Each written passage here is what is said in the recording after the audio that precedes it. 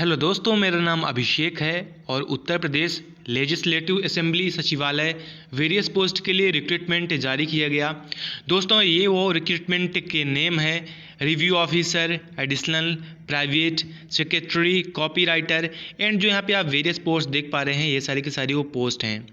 तो दोस्तों, ये भर्ती हम आपको बता दें कि नवंबर में भी आई थी इसी साल, तो अब इसे एक्सटेंड कर दिया गया है। अगेन ये फॉर्म ओपन हुआ है, हम ये कहना सही रहेगा। तो यहाँ पे दोस्तों हम सबसे पहले बात कर लेंगे जो इम्पोर्टेंट डेट्स हैं एंड आपको कैसे अप्लाई करना है, उसके अलावा क्या है इसका सिलेबस एंड कैसे आप इसे क्रैक कर पाएंगे, क्या रहेगी प्रोसेस, हम उसके बारे में बात करेंगे। तो सबसे पहले दोस्तों अगर हम इम्पोर्टेंट डेट्स की बात करें तो स्टार्टिंग डेट है, मतलब अगर आपने नवंबर में फॉर्म भर दिया था तो आपको अगेन ये फॉर्म फिलअप करने की कोई ज़रूरत नहीं है, क्योंकि ये सारी की सारी पोस्ट वही हैं। फॉर्म अगेन ओपन हुआ है, ये एग्जामिनेशन बाद में होगा उन कैंडिडेट्स के लिए जो कि तब अप्लाई नहीं किए थे। तो दोस्तों स्टार्टिंग डेट्स की बात करें तो 8 दिसंबर से फॉर्म अप्लाई होना स्टार्ट हुआ है और लास्ट डेट है 7 जनवरी 2020। अब यहाँ पे दोस्तों एग्ज़ाम डेट और मेंस एग्ज़ाम जो है ये बाद में आपको यहाँ पे बताया जाएगा। आपको ध्यान देना है कि इसमें 2 एग्ज़ाम्स रहेंगे, एक प्रीलिम्स रहेगा और एक मेंस रहेगा।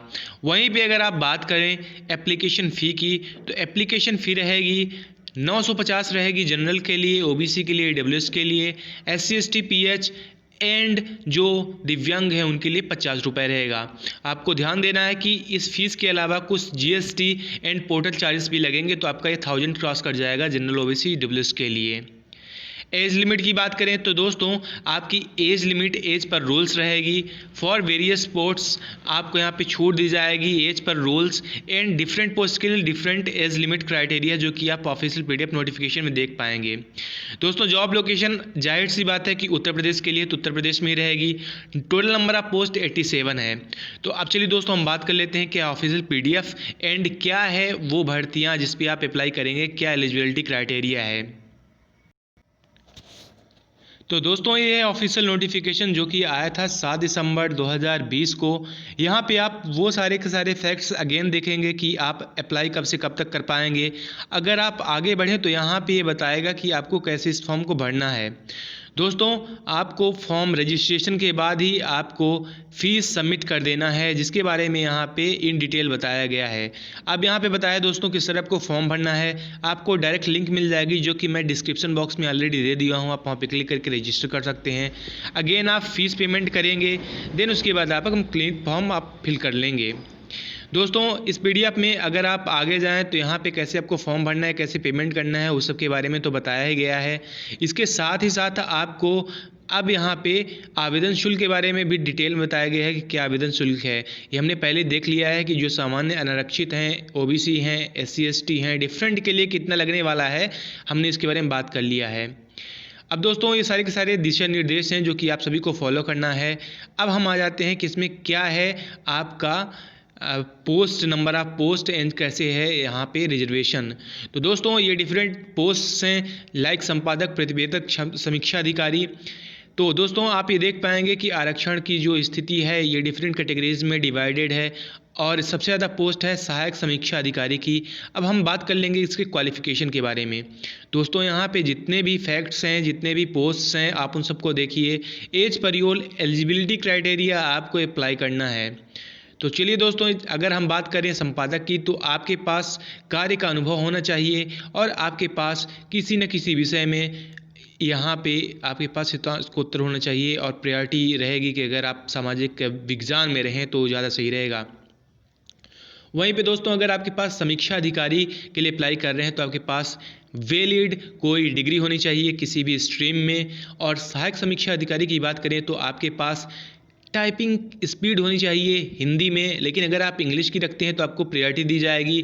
और वहीं पे आपके पास जो नीलेट का रहता है कंप्यूटर सर्टिफिकेट, आपके पास वो होना चाहिए O लेवल का। दोस्तों हम आपको बता दें कि O लेवल एंड जो रहता है DCA जो कि आप माखनलाल से करते हैं या फिर ऐसे किसी भी इक्विवेलेंट यूनिवर्सिटी से, वो बिल्कुल बराबर रहता है दोस्तों। तो इसीलिए अगर आपके पास O लेवल नहीं है, आपके पास DCA है तो चल जाएगा। लेकिन आपको ध्यान देना है कि जहाँ पे O लेवल की बात की गई है वहाँ पे आपका CCC वैलिड नहीं माना जाएगा। CCC ये छोटा कोर्स है उससे। इसके अतिरिक्त आप और भी यहाँ पे देख पाएंगे क्या है एलिजिबिलिटी क्राइटेरिया है आपके लिए। आप अगर इन सबको फॉलो कर रहे हैं, आप अगर इन सबको सेटिस्फाई कर रहे हैं तो आप इसके लिए अप्लाई कर सकते हैं। दोस्तों यहाँ पे पे लेवल है, पे लेवल डिफरेंट है। यहाँ पे पे मैट्रिक्स जो है तो सहायक समीक्षा अधिकारी लेवल 7 का है। यहाँ पे 4, 900 टू 142, 400 ये सैलरी स्ट्रक्चर है। डिफरेंट के लिए डिफरेंट है। एज पर योर एलिजिबिलिटी आप अप्लाई करेंगे। अब दोस्तों इन फाइनल अगर आ जाएँ तो आप वो देखेंगे कि आपको कितना एज में छूट दी जाएगी। जो उत्तर प्रदेश के मूल निवासी हैं उनको एज पर रोल्स छूट दी जा रही है।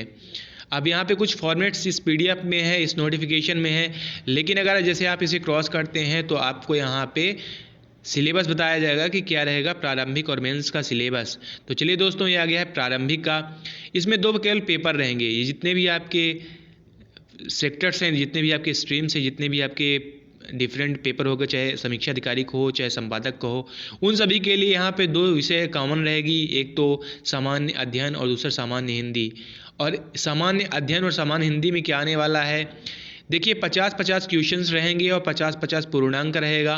टोटल 100 क्वेश्चन 100 पूर्णांक रहेगा। अवधि भी अच्छी खासी 120 मिनट रहेगी। पाठ्यक्रम की बात करें तो सामान्य जो अध्ययन रहेगा उसमें आपका सामान्य विज्ञान, भारत का इतिहास, भारतीय राष्ट्रीय आंदोलन, कृषि से जनसंख्या, भूगोल और ये सारे के सारे यहाँ पे रहेंगे। आपको ध्यान देना है कि यहाँ पे यूपी का जो कॉमन जीके रहेगा उससे आने की संभावना ज़्यादा बढ़ जाएगी, जो कि मेंस में क्लियरली मेंशन्ड है। वहीं पे अगर आप बात कर लें सामान्य हिंदी की, तो सामान्य हिंदी में यहाँ पे इजी सा है कि विलोम आएगा, वाक्य एवं वर्तनी शुद्ध आएगा, अनेक शब्दों के लिए एक शब्द आएगा, तत्सम तद्भव पर्यायवाची ये सभी शब्द आएंगे। ये प्रीलिम्स के लिए है। अगर आप मेंस में जाएं तो दोस्तों आपको डिफरेंट कैटेगरी के लिए जो कि आपका डिफरेंट पोस्ट है उन सभी के लिए डिफरेंट आपको मिल जाएगा। लेकिन जैसे अगर आप जाते हैं ARO के लिए जो कि सहायक समीक्षा अधिकारी के लिए है, उसमें आपको हिंदी और सामान्य अध्ययन ही मिलेगा।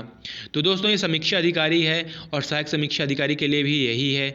तो चलिए आप अगर समीक्षा अधिकारी के लिए अप्लाई करते हैं तो आप ये देखेंगे कि जो आपका प्रीलिम्स में है नंबर आप क्वेश्चंस यहाँ पे इन्हेंस हो जाएंगे, इंक्रीज हो जाएंगे, जबकि इसका जो पैटर्न है वो सभी सेम रहेगा। अगर आप यहाँ पे पढ़ें तो मेंस में ये देखिए आपसे यहाँ पे उत्तर प्रदेश के बारे में, जो वहाँ का रहन सहन है, वहाँ का सामान्य ज्ञान है, उसके बारे में ज़्यादा पूछता है। उसी तरह से अगर आप हिंदी पे जाएँ, हिंदी में आप देखेंगे जो आपने प्रीलिम्स में पढ़ा है सेम सेम वही मेंस में आ जाएगा। तो अगर आपकी हिंदी में पकड़ अच्छी है और अगर आप हिंदी के अलावा आपका सामान्य ज्ञान ठीक ठाक है तो आप इसके लिए अप्लाई कर सकते हैं। दोस्तों अगर आपके पास टाइपिंग स्पीड है, कंप्यूटर नॉलेज है तो आप बेनिफिट ले सकते हैं। आप समीक्षा अधिकारी पहली प्रायोरिटी देने के बाद आप दूसरा सहायक समीक्षा अधिकारी के लिए आप अप्लाई कर सकते हैं। आपको एक बात ध्यान रखना है दोस्तों कि अगर आप फॉर्म अप्लाई कर रहे हैं तो अगर आप समीक्षा अधिकारी, सहायक समीक्षा अधिकारी, संपादक के लिए अप्लाई कर रहे हैं तो आपको अलग अलग से करना होगा।